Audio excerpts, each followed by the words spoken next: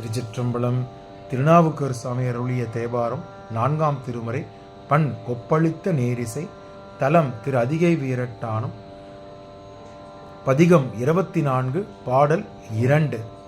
கொம்பு கொப்பளித்த திங்கள் கோணல் வெண்பிறையும் சூடி அவம்பு கொப்பளித்த கொன்றை வளர் சடை மேலும் வைத்து கொம்பு கொப்பளித்த திங்கள் கோணல் வெண்பிறையும் சூடி வம்பு கொப்பளித்த கொன்றை வளர் சடை மேலும் வைத்து வளர் சடை மேலும் வைத்து வளர் சடை மேலும் வைத்து செம்பு கொப்பளித்த மூன்று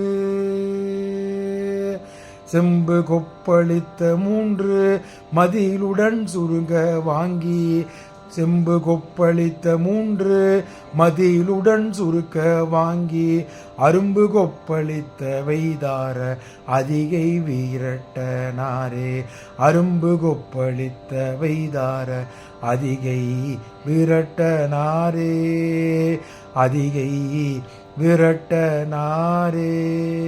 திருச்சிற்றம்பலம். திருச்சிற்றம்பலம். இந்த 2ஆம் பாடல் விளக்கத்தை பார்த்து விடலாம். இந்த 2ஆம் பாடலில் ஊதுகுழல் போன்று நுனியில் கூர்மையானதும் வளைந்ததுமாகிய ஒற்றை பிறையினை சந்திரனை தனது தடையில் சூடிக்கொண்டவன் என்று கூறுகின்றார். இந்த ஊதுகுழலில் கூர்மையாக கடைசியில் இருக்கும் இல்லையா, அதே போன்று இந்த கூர்மை உள்ளதை போல சந்திர பிறை நிலவு வளைந்திருக்கின்றதாம். அந்த வளைந்து காட்சியளிக்கின்ற சந்திரனை தனது தலையில் வைத்துள்ளார் என்று சொல்லுகின்றார். அதுபோன்று நறுமணம் பொருந்திய கொன்றை மலர்களை தனது நீண்ட சடையில் வைத்துள்ளார் என்று கூறுகின்றார். அவர் செம்பு கலக்கப்பட்டு உறுதியாக விளங்கிய பறக்கும் 3 கோட்டைகளை அழித்து சாம்பல் படியாக மாறும் வண்ணம் செம்பு கலக்கப்பட்ட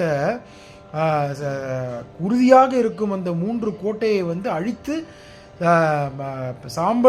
சாம்பல் செய்யும்படியாக மாறும் வண்ணம் தனது கையில் வைத்திருக்கும் வில்லின் நாணியை இழுத்தவாறு இழுத்தி அந்த கோட்டையை அழித்தார் அல்லவா, அந்த வில்லை வைத்து கொண்டு அழித்த நாணியை இழுத்து வாங்கி அதனில் பொருத்தப்பட்ட அம்பினை எய்து அந்த கோட்டையை தகர்த்தார் அல்லவா, அதை இந்த பாடலில் மேற்கோள் காட்டுகிறார். அத்தகைய பண்புகள் கொண்ட பரமனார் எங்கு இருக்கின்றார் என்றால் திரு அதிகை வீரட்டானத்தில் உரைகின்றார் என்று சொல்லி திருநாவுக்கர் சாமி இந்த பாடலை முடிக்கின்றார். திருச்சிற்றம்பலம்.